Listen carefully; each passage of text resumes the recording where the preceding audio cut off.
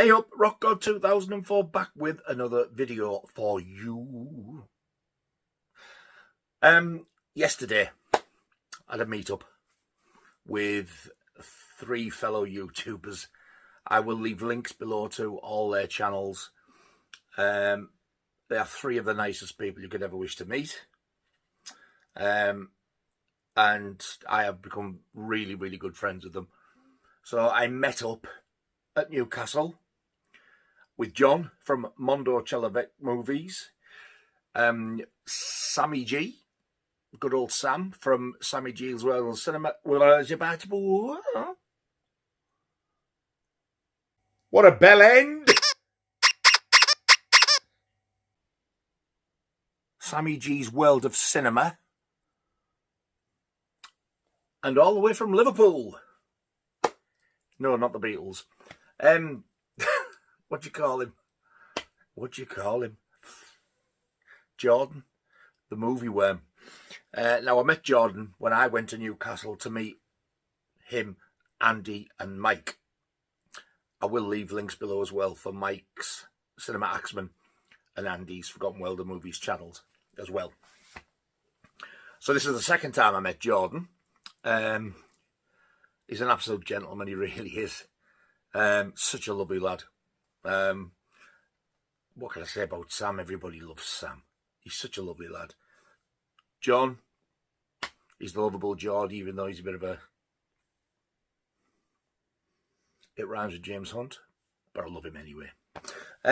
So, yeah, we didn't get any video footage this time. However, we did get some rather fantastic photos, which I shall show to you right now.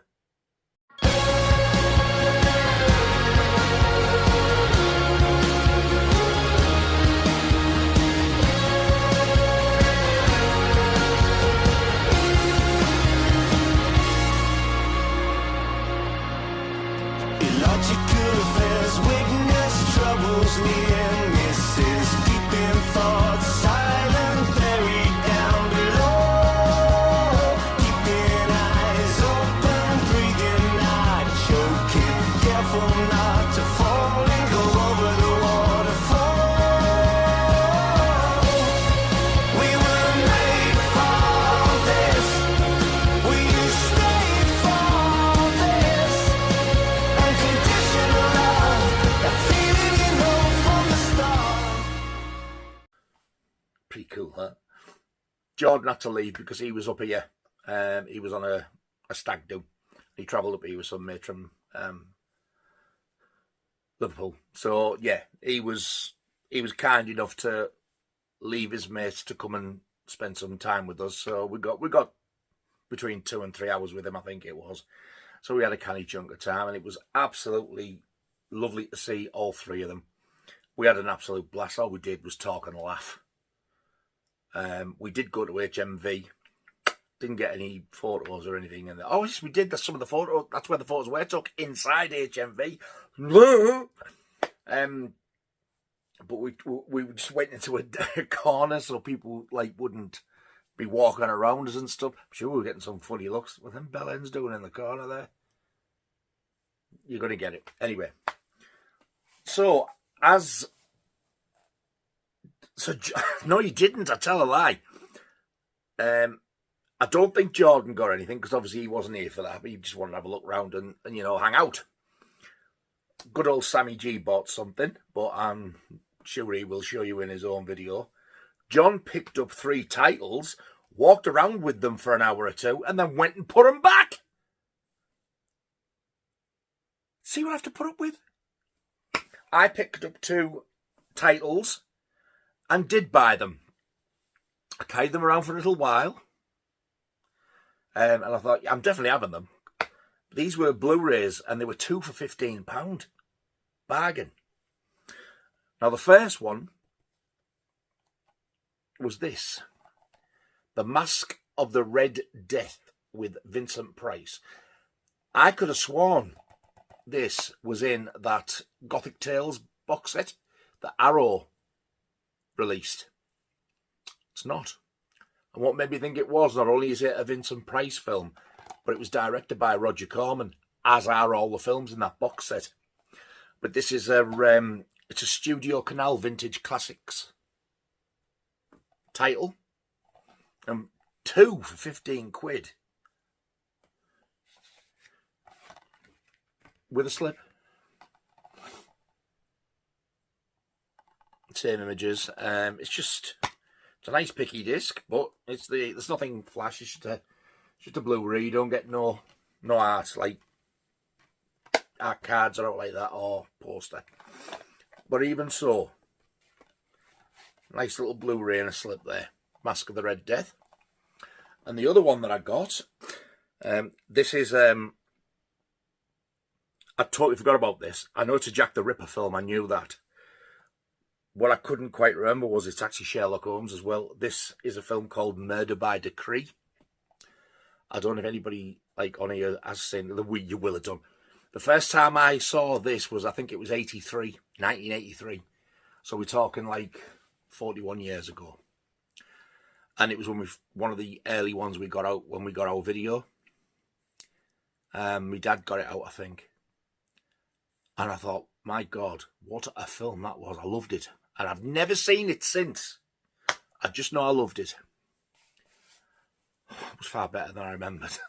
Even better than I remember. I love this film. This is up there with Time After Time for me. It does have similarities to Time After Time, but this one obviously doesn't get brought into the future. This is all set when Jack the Ripper was around, so you're looking at like around about 1888. I don't like it as much as I do the Michael Caine one, because that is one of my favourite things ever. But I tell you what, it's brilliant, this film. I'm sure when we got this, it was either a certificate AA, which is a 15, or an X, which was at 18. I think it might have been a AA. It's only a 12 now. It's not brutal, but I did say to the lads yesterday when I got this, I said, it's brutal, this. I didn't mean it as in like brutal. What I meant is like there's a scene at the end of it. It's kind of like the sounds this woman makes. She's getting tortured, and then when a door opens and you see a bit of blood splattered, I meant like that. I mean, especially for a 12.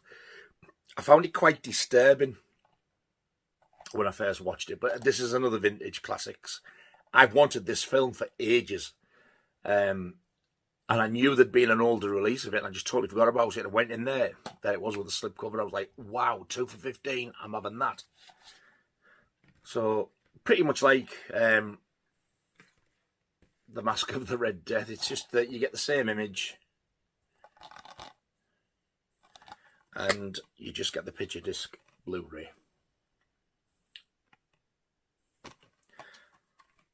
So I watched Murder by Decree last night. Wow. And I watched The Mask of the Red Death today. Murder by Decree, like I said, blew me away. So much better than I remembered, and I remember loving it. I think, though, when you watch it when you're sort of 15-year-old, especially in the 80s, if it's not like non-stop action, you go, it's a bit slow.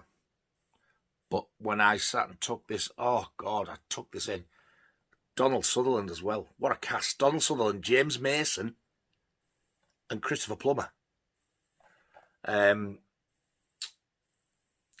Genevieve Bujold as well, that French actress. She's in a Clint Eastwood film. It might be Tightrope, you know. She's been in loads of stuff over the years. John Gielgud's in it. He's not in it much. I don't want to say much about this because it's like a different take on it. But it is kind of based on true events, but it's a different outcome to the Michael Caine one. The similarities and there's differences as well. It's not like it's far-fetched or anything like that. I think as well, it feels different because it does have fictional characters in, Sherlock Holmes and Dr. Watson, these two. But he plays the psychic. If you've seen the Michael Caine one, but you've not seen this, you'll know exactly who I mean, the psychic. But Donald Sutherland, you've heard his voice, he's not as manic as the one in the Michael Caine one. He's far more relaxed. And in this one, he's got a wife, whereas you don't really see whether the Michael Caine version clairvoyant has a partner, wife, or anything. You don't see that. You just see him arriving to places. But this, you see him in his home with his missus. Absolutely brilliant film. Love it. And it's 2 hours long. Was it 2 hours and 1 minute, it said. It says 124 minutes. But what a film. I would give this easily 8 out of 10. It's not one of my favourite films, but my God, it is amazing. I love it. If you're looking for an action-packed thing, you're not going to get it with this. But the story, the acting, and there's some genuine creepy scenes in it as well. And you're on the edge of your seat, you're thinking, oh, where's this going? If you like stuff like that, then this is definitely going to be right up your street. That's Murder by Decree. And the other one I watched today, I did put it on last night, but I might have been a bit drunk. So I turned it off and went to bed. So I watched this one today. I was a little bit disappointed with this. It's, like I say, it's a Roger Corman film. And it's not as good as the ones in the box. Put it that way. Nowhere near as good as The Pit and the Pendulum and The Fall of the House of Usher and stuff like that. Well, Vincent Price is amazing in it, as he always is. I think the thing I didn't like about it is it's like he takes people back to his place. I'm not going to go into the story. I'll read the back for you anyway, because like I can't really describe it. I'm too stupid. But what I didn't like about it is the fact that he takes, like, he's got all these guests at his place. He's evil, obviously. And there's so much prattling about and dancing just to fill it out a bit. There's like a party going on and it's backwards and forwards and stuff. Very, very young Jane Asher is in it. And you know what? I never found her attractive, but she is in this. She's actually really nice. Don't ever remember seeing her that young. So she must be in her 20s.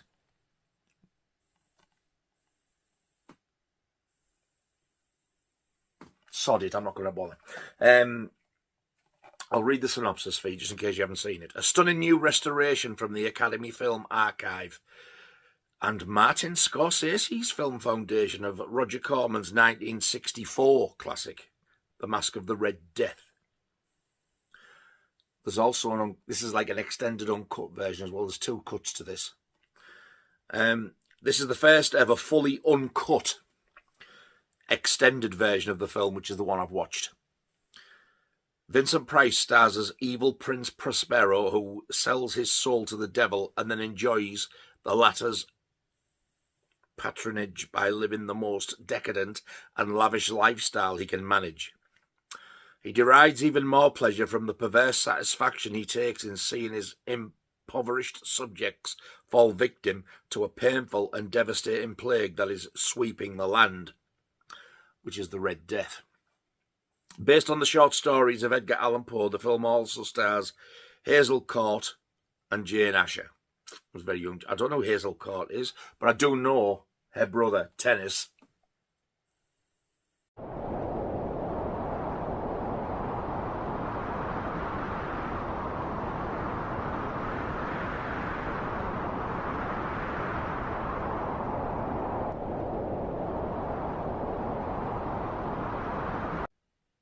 Oh, please yourself. Yeah, it was good. I didn't think it was garbage, which is a good thing. So this will take pride of place with my Vincent Price box when I finally get it out of the storage boxes in that room in there and get it on a shelf somewhere. I'll put this with it. The box set was Arrow. This is, again, Studio Canal Vintage Classics. I would probably give this a 5.5 or a 6 out of 10. it was a bit slow. But then again, some of the ones in the box set are, but they're still really good. This was spoiled a bit. I did like it better than A Theatre of Blood, which is a very controversial thing, because I know there's a lot of fans for Theatre of Blood, but for me, there was all that Shakespeare crap spoiled it. But yeah, shame. Could have been better. So that's the two that I got for £15. Murder by Decree, which I highly recommend, and Vincent Price in The Mask of the Red Death. So then when I got home from meeting with the lads, I had a delivery from Postal. And it's a 4K, and I got this so cheap, it is ridiculous. I ordered it a few days ago, and it got posted 2 days ago, I think, 2-3 days back. Now, bear in mind, this is an American import. It's a really good horror film. It's a 4K, and it's got the slip, the long out of print slip. And this is William Lustig's Maniac, Blue Underground version. Embossed round there and embossed on there, and even on the sides where you see Maniac, all that's embossed, and that is, but that isn't, apart from the Blu Ray and 4K logo. It's weird. And the little bit on the back there, that photograph, see where it says Maniac there, that is as well, that's embossed, believe it or not. Now, I've seen photos of this all over the place, and I thought that, I went past one once because I thought that was like a rip or a cut. But when you turn it round, there's one that side as well. I was like, why do these look cut? Because it's that logo, look. It continues round to the front. So if you ever see this, don't worry. It's not a rip. I went onto eBay to have a look, and people are selling this without a slip for like 40, 50 quid. I got this for £16. I'm over the moon. Especially with that, because people pay handsomely for these, especially like Blue Underground.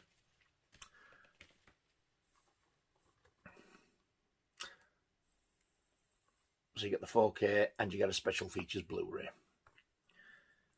This is a damn good film. It's not the fastest paced, but it's got some absolutely fantastic Tom Savini effects in it. Joe Spinell, who's in Rocky, is absolutely phenomenal in this. He is scary and creepy as hell. The stunning Caroline Munro is also in it. She's fantastic as usual. Which some people will probably recognise her from the Hammer films. So even though I've got a Blu-ray with extras on it, still does say 2018 restoration, look. So there's your disc 2, which is the Blu-ray with the features, and there's the 4K with the film on. I've not watched this yet. I'm really looking forward to it, though, because I was long overdue watching this film anyway. It does have some smutty marks on, but they look like they are actually done in the factory. Can you see? Yeah. It looks like that gassing stuff, so... Have I got my blankie? Hang on a sec, let's see if it comes off easy. Yeah. I've just done a light wipe and a piece just comes straight off. So if I wipe the rest of it, see what happens.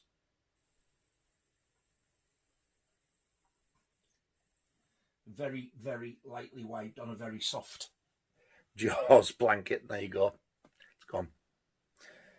Which is good. I might watch this tonight when I've finished doing this, actually. Yeah, the Blu-ray is the same. It's off the cover. It's got that gassing on it, look. That everybody, like, in America was mourning when Scream Factory stuff had it. I don't think it actually affects the disc, to be honest. But yeah, there you go. The 4K and the Blu-ray. And the slip. 16 quid. Can't fall off, can you? So I had that waiting for me when I come home. Maniac. So there you go.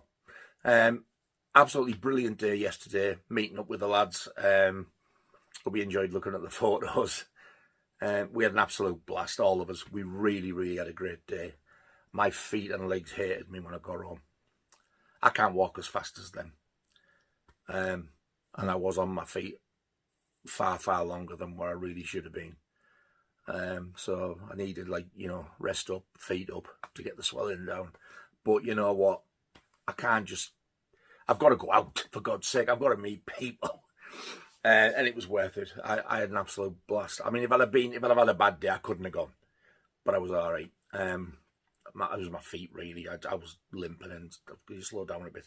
And to be honest, we were sat down a lot. We must have been in the cafe about an hour or two, because we always go for a cup of coffee first. But yeah, fantastic. Absolutely fantastic day.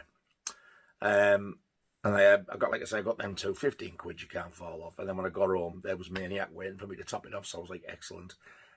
I did have... Where are you, little prick? I've put my clean t-shirt on top of it. There it is. I did have a postcard as well off the post office. I think I know what this might be. And there's 2 items on it. They're going to redeliver it Monday. Gone are the days up here now, by the looks of it, when you can go and pick up your parcel at the sorting office, because the opening times are absolutely pathetic. It's something like they open at 8 o'clock in the morning and they shut at 10. Something stupid like that. Where over here they used to open like 8 till 1. And then on Thursday they had a late night where they opened till 8. Stopped it. It's gone. Really, really annoys me. If you are unable to arrange a delivery, you can collect your item from your delivery office after the 2nd delivery attempt. Now that's new as well. Please bring ID and this card. Why do you need ID? Royal Mail, you seriously do suck cock. Why? Why do I need ID? Do you think I just fucking pick these up randomly off the street, you stupid bastards? Anyway, if I'm at the hospital, because I'm at the hospital at 1:30, chances are I'm going to miss it again, because our postman never comes on a morning. However, I've just remembered, Monday's a bank holiday, so there'll be no post, and I'm going to have to ring the hospital, because normally when it's a bank holiday, my Monday, Thursdays jump to Tuesday, Fridays. So if that's the case, I'm going to be in the same predicament Tuesday. Give up. Anyway, I've got 2 parcels coming. I don't know for sure what they are, but I think they do. Because I've got a couple of things due. We'll see. Anyway, I've rambled enough. I shall let you go about your duties. Thank you so much for watching, all 2 of you. I really do appreciate it. And the next video coming up will be the video on Nasty Soundtracks Part 2, so keep your little eyes peeled. You all take care of yourselves, and if you are in an area like I was up here, and you're near the riots that are going on, be careful, keep out the way. If it's happening on your road, my thoughts are with you, and I hope to God you get through it with no damage done to your property or anything, because it's horrendous over here at the minute. They've been in Middlesbrough down the road today, and that was bad. The images I've seen is bad. With Middlesbrough being like a bigger town than Hartlepool as well. Middlesbrough is my hometown. But yeah, it's been awful.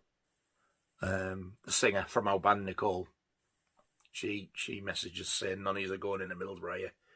And she was like, just keep away. I was like, yeah, I knew anyway. Somebody said there was a meeting tomorrow. I went, here we go again. Yeah, I think it may still be going on now. I don't know, but it's been going on for hours.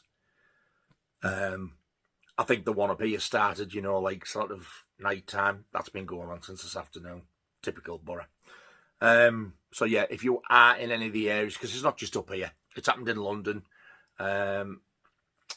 Sunderland up the road have had it, so it's going to be, you're going to get it further south. It's happening. Try not to worry. I know that's easier said than done. Just take cover, stay safe, and look after yourselves. And my thoughts and prayers are with you all, because it's not a nice time at the minute. And I'll do my best to keep posting my bullshit to try and cheer you up a little bit. So yeah, Take care of yourselves. I'm thinking of you all, and I'll see you very soon. Ta-ta.